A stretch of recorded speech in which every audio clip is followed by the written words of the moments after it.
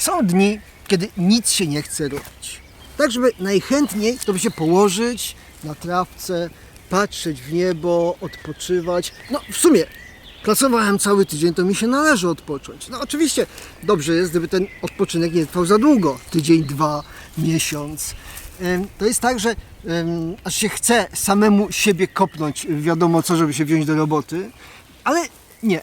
A jednocześnie chciałoby się osiągnąć jakieś wyniki, coś zrobić, ale trzeba się zabrać, ale... To jest tak, tydzień temu byliśmy na festiwalu filmu i fotografii przyrodniczej w Drohiczynie. Znaczy byliśmy tylko na pierwszym dniu, czyli to był dzień filmowy.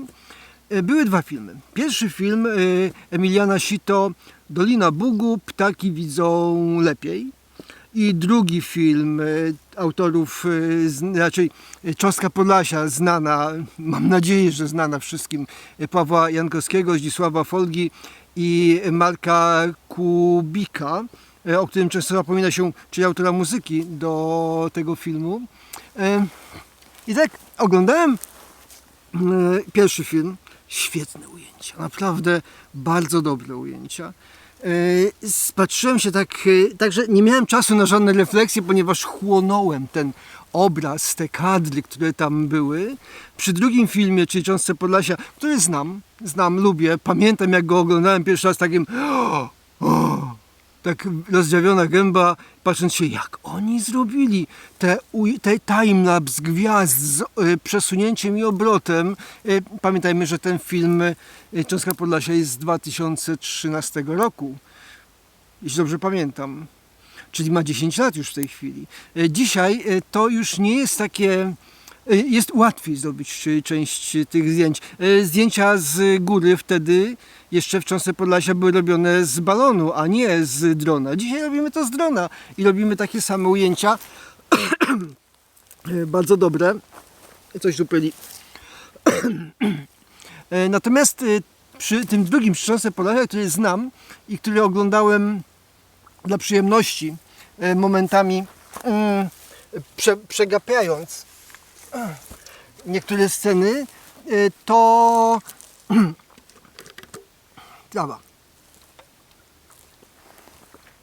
To zacząłem się zastanawiać, no dobra, te filmy są świetne, ale czy wiecie, ile czasu zajęło, czy wiesz, ile czasu zajęło zrobienie każdego z tych filmów? Cząstka Podlasia, materiały do niego nagrywali około 9 lat. A Emilian Sito do swojego filmu 8 albo 9, czyli do tego Ptaki widzą lepiej, nagrywał materiały. 8 czy 9 lat pracy po to, żeby zobaczyć coś tam gdzieś na końcu, za te 9 lat. To naprawdę, znaczy mi się zdarzyło robić taki projekt. Zaplanowany był na 8 lat. W 7 roku dążenia, znaczy to nie był projekt fotograficzny, to było całkiem co innego. W 7 roku ustaliłem sobie coś i to coś miałem osiągnąć za 8 lat. W 7 roku okazało się, że wszystko wzięli diabli. Nie z mojej winy plany musiałem pozmieniać. Projekt praktycznie padł. Został niezrealizowany do końca, chociaż nie narzekam, fajna była droga pójścia tym.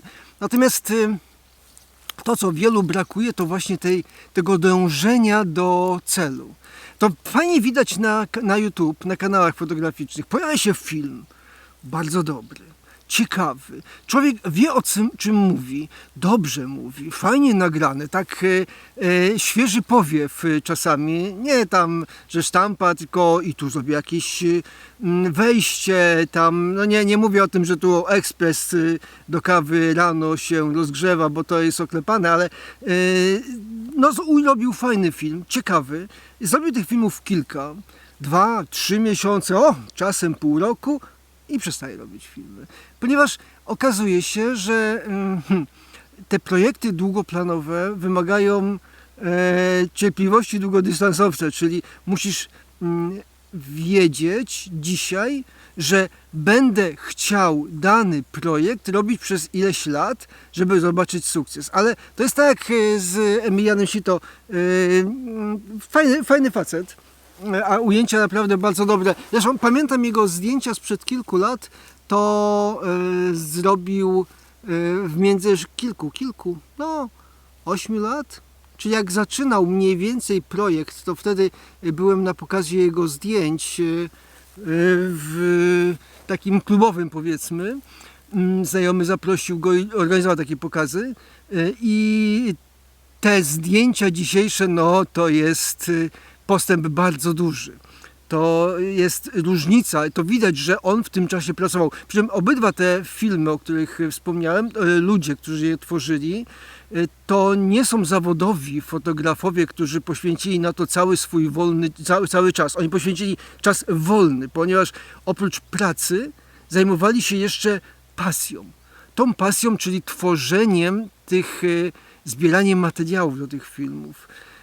Takich projektów powstaje bardzo dużo, lepszych lub gorszych. Ja uważam, że każdy z nich jest wart, ponieważ wart tego, żeby był, jeśli zostanie ukończony. Nawet jeśli nie zostanie ukończony. Wart, żeby był, ponieważ dzięki takim projektom rozwijamy się, też się rozwijamy. Mamy cel. Cel jest bardzo ważną rzeczą do tego, żeby fotografować. Do wszystkiego jest bardzo ważną rzeczą. Jeśli moja fotografia nie ma celu, to jak się czasami zdarza, że ktoś robił zdjęcia i mówi, no ale no co, no moje zdjęcia już tutaj znudziło mi się, albo to mi się znudziło, albo tamto. Natomiast jeśli znajdę cel, do którego mogę dążyć, czyli na przykład, bo to nie musi być cel filmowy, może być cel fotograficzny, to może być cel teoretycznie nieosiągalny. Chciałbym wydać album zdjęć z mojego rodzinnego miasta. A co? Oraz powiesz, kto mi to wyda? Kto na to wyda fundusze, żeby mi to zasponsorować, czy współfinansować taki album? Czyli ja lubię wyzwania, które są trudne. Jeśli coś jest łatwe, to nie jest wyzwanie, to nie jest problem. Jakbym teraz chciał, nieważne, wyzwanie, które wydaje mi się na początku niewykonalne, w pewnym momencie, jeśli ja zacznę nad tym pracować, może się okazać, że to jest całkiem realne. Że jeśli ja dążę do jakiegoś celu, to go osiągnę. Jeśli go nie zacznę dążyć, bo powiem, albumu mi o moim mieście ukochanym nikt nie wyda, więc ja tego nie będę robił. Oczywiście to, żeby osiągnąć, to muszę mieć dobre zdjęcia, ale to jest tak, że jeśli ja będę robił te zdjęcia i będę się uczył robić te zdjęcia i będę robił co jest dobre technicznie, ale też co jest ciekawsze zdjęcia, nie jakąś tam sztampę z uroczystości otwarcia nowej ulicy przez prezydenta miasta czy coś tam, tylko ciekawe, pokazując, nie wiem, mieszkańców, ale pokazując zabytki, rozwój, architekturę, różne rzeczy, które mogą się tam zmienić, pokazać, przepraszam,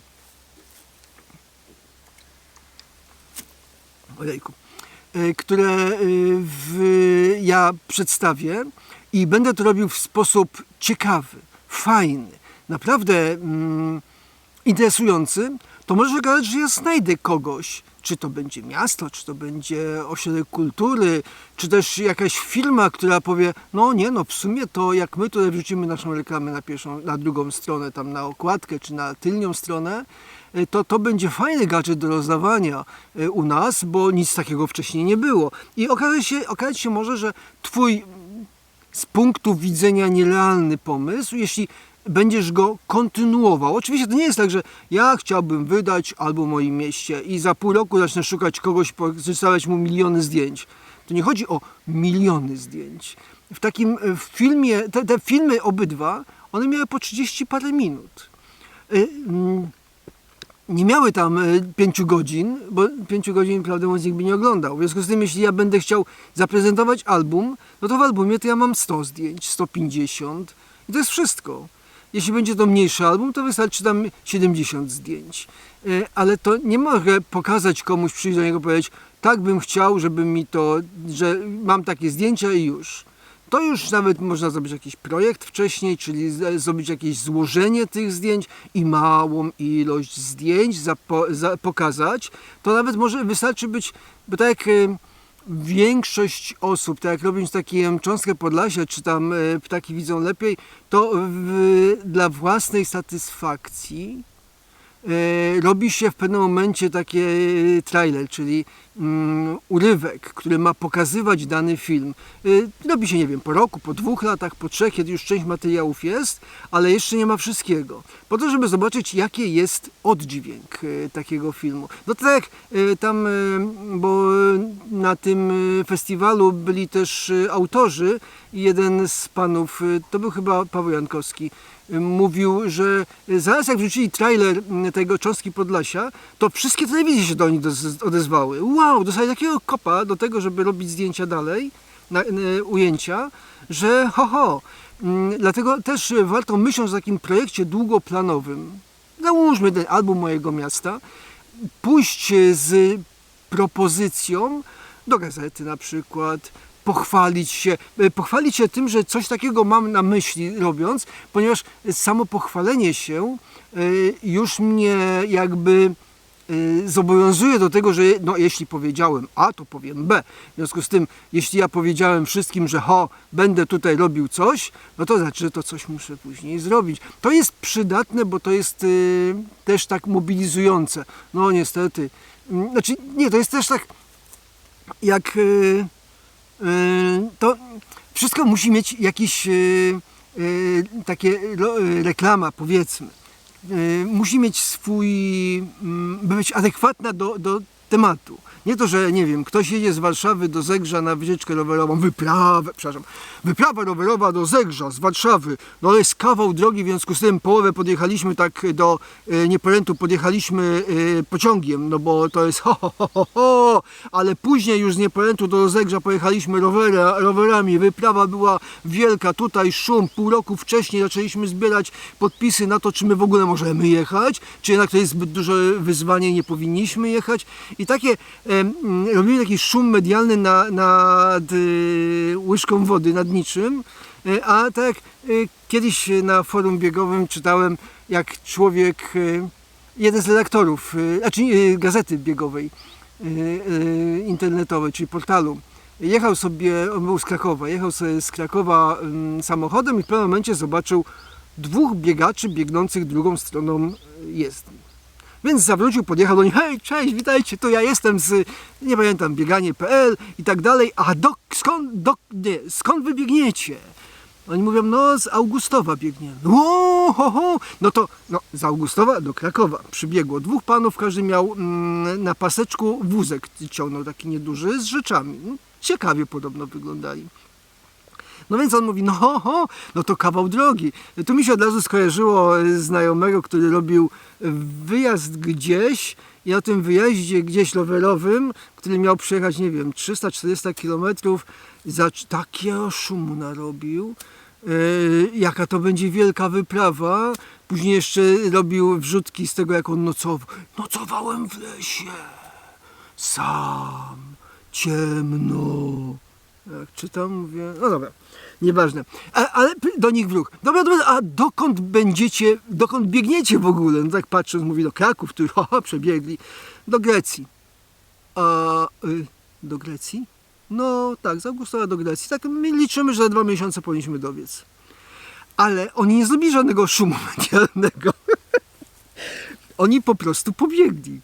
Oni nie oznajmiali całemu światu, że słuchajcie, jaka będzie wyprawa. Ja nie wiem w sumie, czy dobiegli, ponieważ nie spotkałem tego opisu nigdzie później dalej już. Natomiast oni to zrealizowali to dla siebie, bo część takich rzeczy robi się dla siebie. To, że coś z tego wyjdzie, to jest fajnie. To, że coś z tego nie wyjdzie, to jest gorzej. Natomiast warto